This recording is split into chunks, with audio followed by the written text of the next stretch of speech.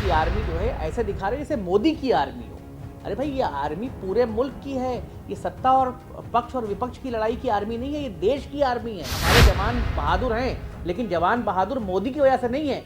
जवान तो हमारे तब से बहादुर हैं जब से सरकार हमने बनाई इस मुल्क में। भारत जो पहले से ही आर्थिक स्थिति डगमगाई हुई है और आप सुन रहे हैं कि रिसेशन आने वाला है, उस रिसेशन के दौर में अगर आप एक इंडस्ट्री को तोड़ेंगे तो ये तो वही वाली बात आ गई कि बंदर के हाथ में असूरा दे दिया है, कहीं भी चलाता जा रहा है। प्रधान पे चिढ़ किस बात से है? तो सिर्फ दो ही बातों से, एक शाहरुख खान से और एक फिल्म के नाम से। ऑरेंज एक कलर तो है, ग्रीन भी एक कलर है। सेना मोदी की वजह से बहादुर नहीं है, मोदी सेना की वजह से बहादुर हो सकता है, क्योंकि इस मुल्क के प्रधानमंत्री की उपलब्धि क्या है, क्या उन्होंने बहुत बड़ा मध्य प्रदेश में ऐसा काम किया है जिसकी तारीफ की जा सके। न्यूज में बने रहने के दो ही तरीके हो सकते हैं, या तो आप एक बहुत अच्छा काम करिए और या तो आप किसी आदमी को गाली देने लगिए लगातार। इतना वक्त है इन बेवकूफों के पास कि इतना परेशान है, दूसरे के घर में क्या बना है इससे ज्यादा परेशान है अपने घर में क्या बनेगा इसकी फिक्र ही नहीं। पाक साफ हो और इतने मतलब सनातनी हो तो भैया अपने घर को संभालो, दूसरे घर में पत्थर मारने क्यों जा रहे हैं? अपनी बहन बेटियों को, अपनी पत्नियों को, अपने रिश्तेदारों को कायदे में रख ले पहले आदमी।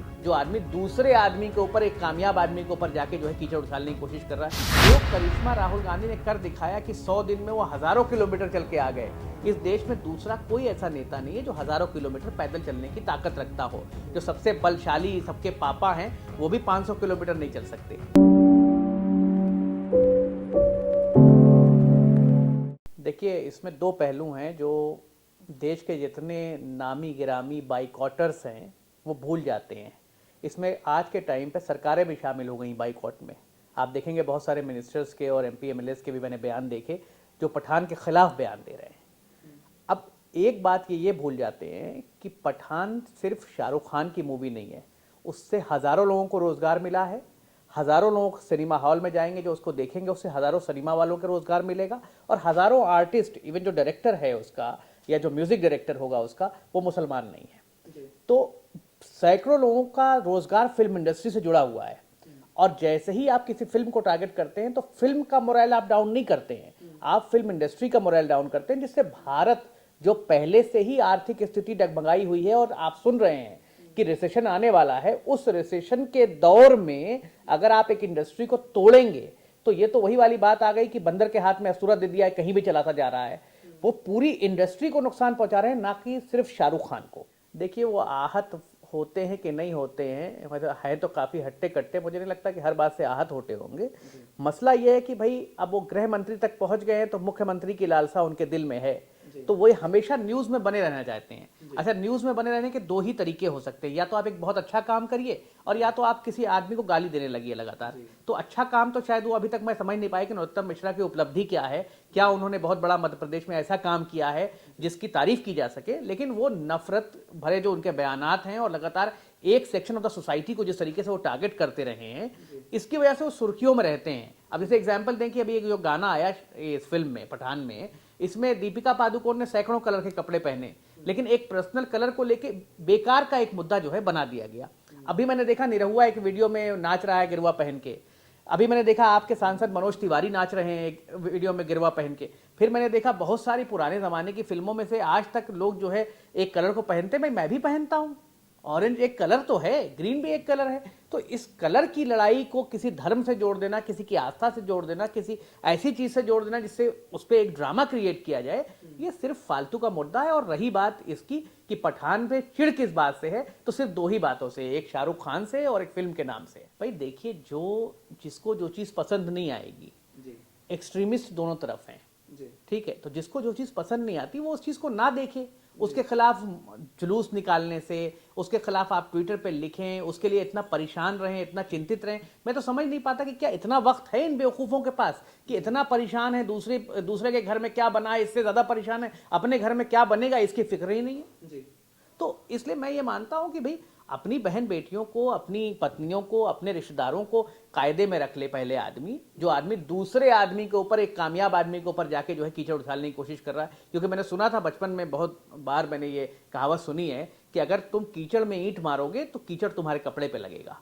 तो भैया तुम जो है अगर इतने पाक साफ हो और इतने मतलब सनातनी हो तो भैया अपने घर को संभालो, दूसरे घर में पत्थर मारने क्यों जा रहे हो? नहीं, खंडन का क्या मतलब है? आपने देखा कि गृह मंत्री बयान दे रहे हैं, एक मुख्यमंत्री ने भी बयान दिया है फिल्म के खिलाफ, और बहुत सारे एमपी एमएलएस बयान दे रहे हैं। तो इसका मतलब है बीजेपी का ग्रीन सिग्नल है गो। और वो सिग्नल क्यों है? क्योंकि अभी एक चीन का मसला आया बड़ा इंपॉर्टेंट, और उस पर जो है प्रधानमंत्री कुछ नहीं बोले। नरिया खपड़ा ट्रेन रोजगार का सर्टिफिकेट बांटने से लेके और जो है ट्रेन का इनॉग्रेशन करने से लेके, प्लेटफॉर्म पे जो है झाड़ू लगाने से लेके, टनल का उद्घाटन करने से लेके, सब चीज के लिए प्रधानमंत्री के पास समय है, लेकिन चाइना पर बयान देने के लिए समय नहीं है।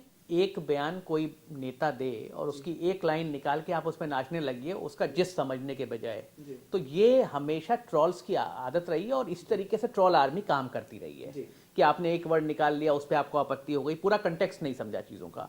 जो राहुल जी का इसमें बयान था, मैं बिल्कुल उसका समर्थन करता हूं कि जिस तरीके से उन्होंने वो बात कही कि अरुणाचल में और लद्दाख में चीन के जो प्रिपरेशन थे वो बहुत हैवी हैं। इतना बड़ा डिप्लॉयमेंट है आर्मी का, रोड्स बन रही हैं, तोप और टैंक उनके करीब ले जाए जा चुके हैं। तो ये जो चीजें हो सकता है कि चीन ये सोच रही हो कि अगली हम जंग कर लें और उसके बाद हम हथिया लें हिंदुस्तान का ये इलाका। तो इसके लिए गवर्नमेंट को सीरियस होना पड़ेगा। और वो जो वीडियो आया, एक वीडियो आपने देखा होगा जिसमें दो चाइना के और हिंदुस्तान के जवानों की गुत्थम गुत्था हो रही है। सबसे बड़ी बात यह कि वो वीडियो किस सन का है, उसकी ऑथेंटिसिटी क्या है, वो कब शूट हुआ है, ये पता नहीं अभी तक। अच्छा, जो तवांग में अभी हुआ है जस्ट, उसका क्या वो वीडियो है या नहीं है, ये भी एक बहुत बड़ा सवाल है। तो कोई जस्टिफिकेशन चीजों का नहीं है। मैं ये मानता हूं हमारे जवान बहादुर हैं, लेकिन जवान बहादुर मोदी की वजह से नहीं है। जवान तो हमारे तब से बहादुर हैं जब से सरकार हमने बनाई इस मुल्क में, जब से हम आजाद हुए तब से। और आजादी से पहले भी हमारे जवान बहादुर थे। तो भगत सिंह बहादुर नहीं थे, अशफाकुल्ला खान बहादुर नहीं थे, राम प्रसाद बिस्मिल बहादुर नहीं थे, ये सब बहादुर थे, उन्हीं की बहादुरी। अच्छा, अब उसमें कह दें भाई कि भगत सिंह की बहादुरी मोदी की वजह से है। आज की सेना जो है हमारी, वो आज बनी है। सेना सन 50 से जो बनानी शुरू की गई है, तो आज तक सेना बनती आई है। सेना मोदी की वजह से बहादुर नहीं है, मोदी सेना की वजह से बहादुर हो सकता है क्योंकि इस मुल्क के प्रधानमंत्री हैं। देखिए, वो एंकर नहीं है, वो सैलरीड एम्प्लॉय हैं बीजेपी के, और वो स्पोक्स पर्सन है। बहुत सारे ऐसे एंकर हैं, उसमें वो आप जी के एंकर्स को ले लीजिए, सुधीर चौधरी साहब ऐसे ऐसे ट्वीट करते हैं, लगता है कि भाजपा का प्रवक्ता भी उनसे अच्छा ट्वीट नहीं कर सकता। तो मैं तो कहता हूँ ऑफिशियली पॉलिटिक्स ज्वाइन करो ना, पर्दे के पीछे छुप के क्यों बातें कर रहे हो? आओ ऑफिशियली पॉलिटिक्स में दो हाथ करो, देखें भाई कितनी ताकत है तुम्हारे अंदर, क्या स्किल्स हैं पॉलिटिकल तुम्हारे अंदर।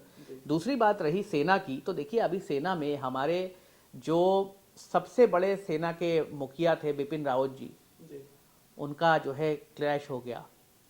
अब उनका परिवार किस स्थिति में है? जो लोग मरे उनका परिवार किस स्थिति में है? क्या प्रधानमंत्री जी उनके परिवार से मिले? बाकी जो लोग वहां मारे गए 8 बड़े टॉप के आर्मी ऑफिसर्स, क्या उनके परिवार से मिले? उनको कोई मुआवजा दिया गया? इस पर कोई न्यूज़ क्यों नहीं चलती है? इस पर कोई टीवी एंकर छाती क्यों नहीं पीटता है? छाती इस बात पे पीटते हैं, नहीं भैया भारत की आर्मी जो है ऐसे दिखा रहे जैसे मोदी की आर्मी हो।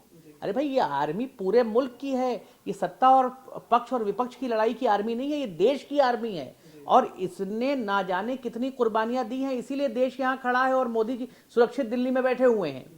आप अगर आर्मी को ये मान लेंगे कि भैया वो आर्मी बीजेपी की है, तो ये तो एकदम ही नॉनसेंस बात है। इस देश की आर्मी पर सबको फक्र है, और इस देश की आर्मी को किसी एक पॉलिटिकल पार्टी ने नहीं बनाया। इस देश की आर्मी को हर उस इंसान ने बनाया है जो टैक्स पे करता है, जो उनके लिए अपने सीने में दर्द रखता है। देखिए, जान कितनी लेके आएगा ये तो वक्त बताएगा अभी, क्योंकि चुनावी नतीजे बताएंगे। अभी हिमाचल में कांग्रेस ने जीत हासिल की है, तो ये बड़ी बात है कि भाई हम हिमाचल जीत गए। लेकिन सवाल ये है कि जो भीड़ आ रही है वो क्यों आ रही है? उसके पीछे वजह ये है कि जो करिश्मा राहुल गांधी ने कर दिखाया कि 100 दिन में वो हजारों किलोमीटर चल के आ गए। इस देश में दूसरा कोई ऐसा नेता नहीं है जो हजारों किलोमीटर पैदल चलने की ताकत रखता हो। जो सबसे बलशाली सबके पापा हैं वो भी 500 किलोमीटर नहीं चल सकते, ठीक है? तो केरला से राजस्थान तक पहुंच जाना पैदल चल के, ये बहुत बड़ी बात है। और उन्होंने दिखा दिया कि फिजिकली जो है राहुल गांधी जितने फिट नेता हैं, उनके इतना फिट नेता शायद ही कोई भाजपा के पास हो।